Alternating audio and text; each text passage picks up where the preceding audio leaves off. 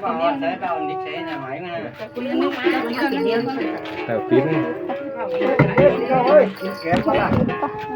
ตามสวนมาช่องสายมันตามตอน สวยขึ้นสูงมานั่งงั้น มันก็สิครับมันก็ขาไปไปเมื่อวัดนี่นะที่ผ่านนี่หลวงนะ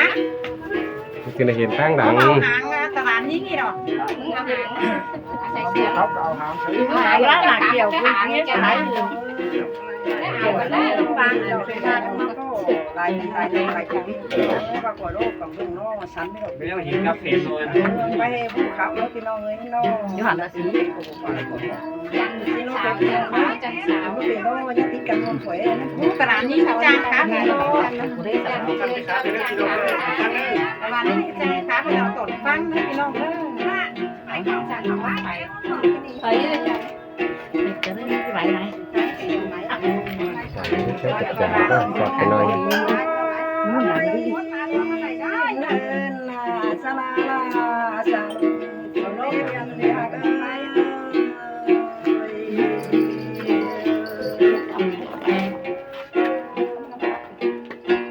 สาลาเลวาโรวาคันนี้มาโจบานิโนกับวันเดินจอยสาลาทำเบิร์ดไป เราหนักอายน้อ นั่นก็ต้มนะอันนี้แกมแกมไม่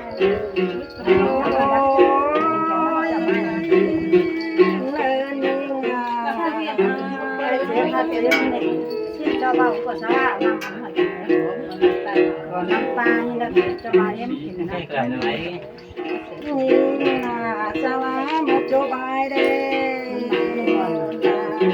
น่ากินแกมไม่สูงมากเจ๊เร็วน้องที่สึกน้องจูร้อยเจ้ามาซานี่ก็กินละ รออาย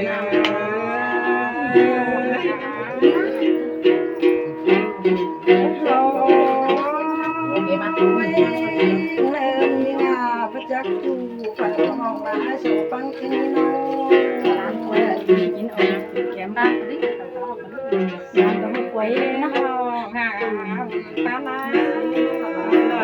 คือสื่อไม่น้องลายไม่ได้ดินก็รอที่น้องเป็นไง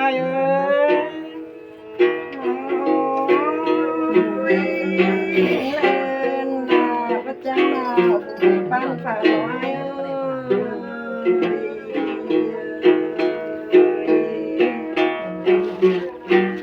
มาส่งต่อน้องเป็นเนี่ยน้องเป็นที่ตายเกิดนี้น้องปั้นเสมอ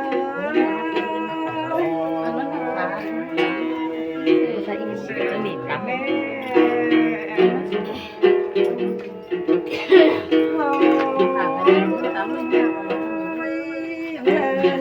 เจอเลยจะได้จู่ๆก็เสือคนไหน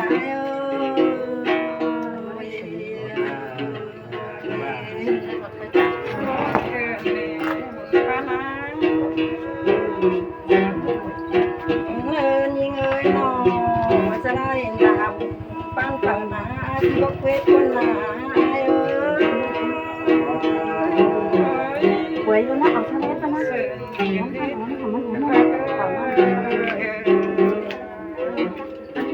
บาลาหหวานแล้วก่อครับต่อนองลามันไม่ได้เนื้อเนื้อก็ว่าครับรับตาซื้อนะก็ไม่ตา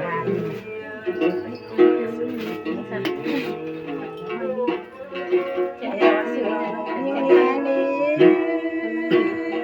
มันไม่ต่อให้คืนเสือนองสลา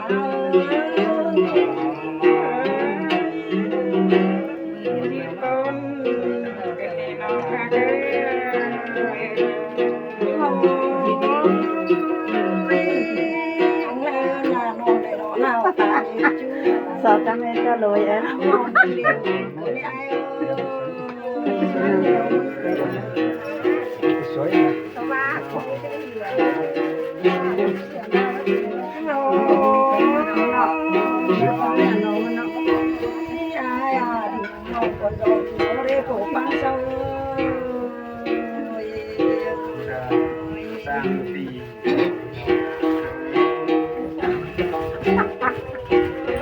น้องแป้งกวยโดนยาเน่ ขอนเทียนอินเอาขังลูกบอลนี่มันนั่งมุดไปแต่ที่นี่แหละมันนั่นน่ะมุดไปแต่ที่เลยจะคำของน้องกันมุดไปแต่ที่บ่งเลยมันน่ะ น้องโจลาจานต้อง แม่ ตัว ดีดาเอาเรียนให้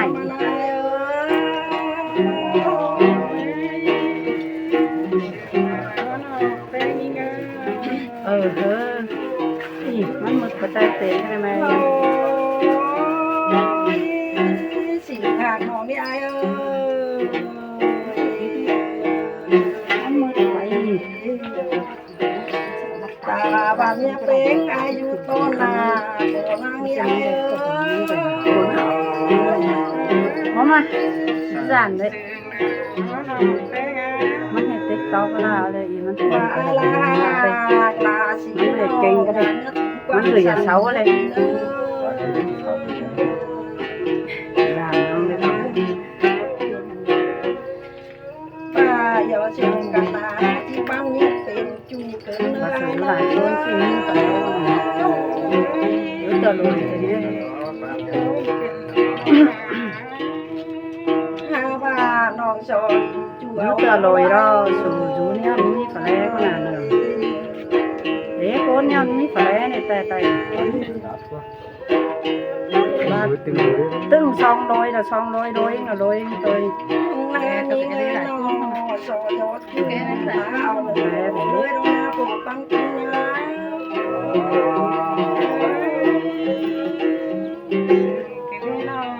สิเด็ดเขาตรงไหนอ่ะ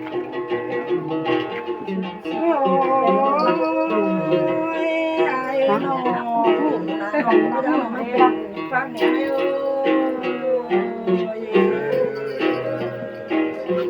ข้างกูแลนจะเนี้ยเมินดอกข้างกูแลนเสียได้ราคามีอะไรเอาบ้าครับแอะเอาบ้าครับแอะข้างกูแลนเสียดอก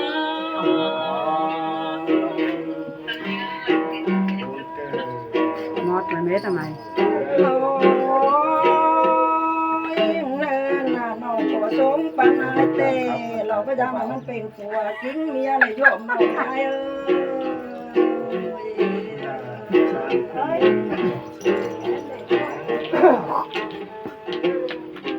ว่าสิงหากันนา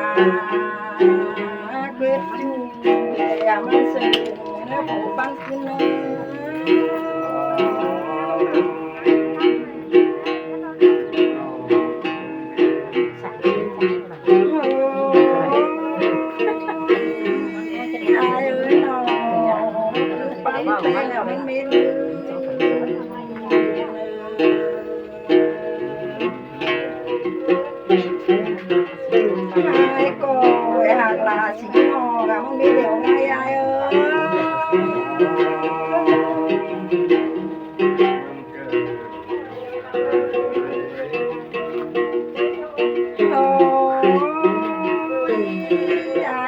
เจ้าบ้านนี้ว่ามีความบ้านกว่านู้นได้ก็ช่วยต่อยน้องได้เลย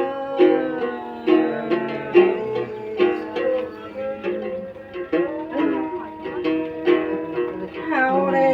วนาก้อยตายนี่ไอ้น้องเขาไปเจ้าลูกตัวยังไงยาย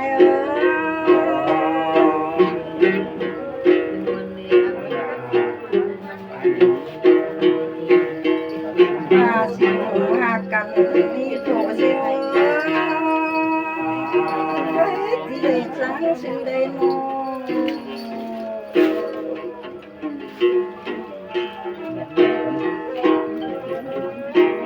งามมาดูก็อยากดูว่ากา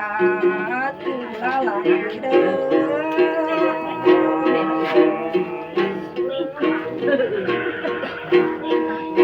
จ่อยอย่าง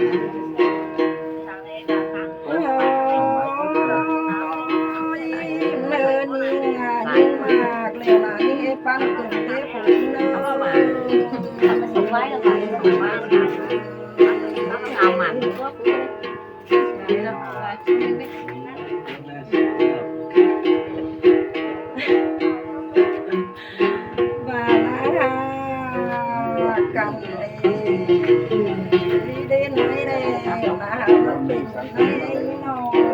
สามาเอ้ย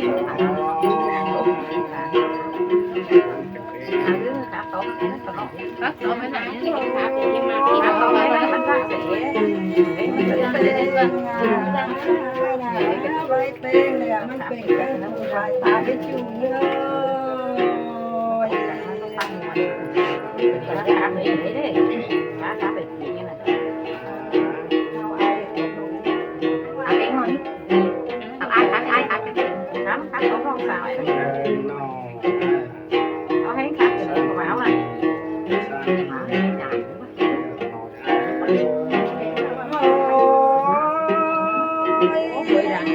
ร้อนในหนอจวงเลยมาขายซื้อเลยขายหมดแดงเลย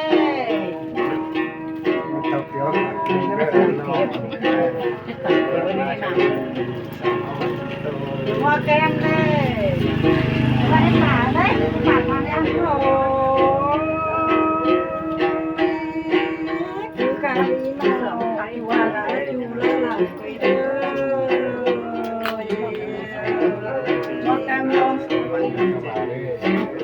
แม่มาดินก็มาใช่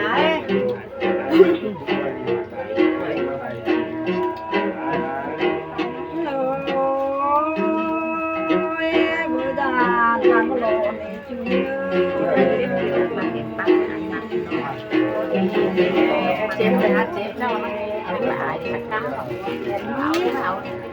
มันดาก่อนจะมองเลยก็มันโอ้ยเอาไว้โอ้ยไอ้น้องเรือไปแก้มจ๋าถึงมือยิ้มเก๋หายสักเตือ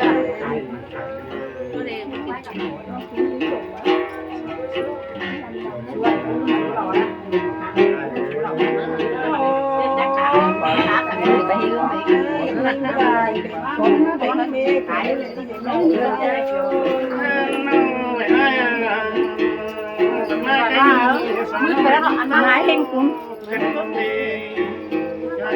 มึงมาเอาขางอื่นได้หรอกมันก็หมดไป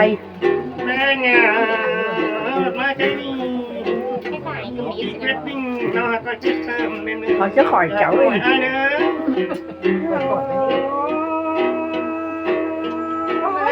คุณมึงแรงจะกูข้างกูได้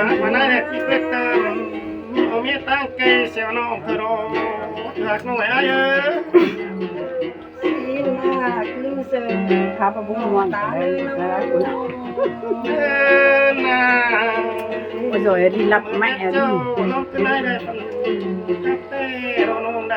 พ่อมีไว้มึงก็ไม้แก่งตัวเชียว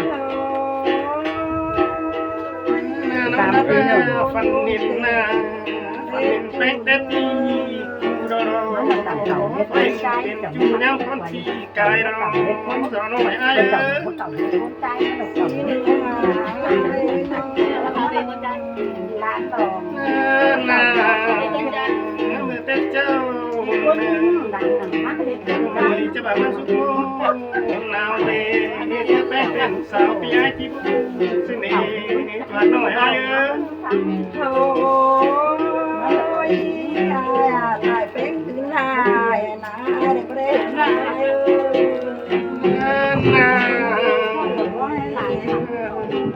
ไอ้ต้นนาสังปีราก็ที่พอไปได้สิเมื่อไรรอลงมาไอ้น้อง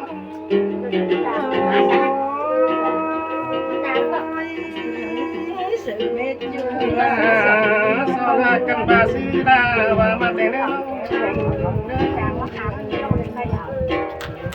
เป็นที่จิตตาตัดเตะเรา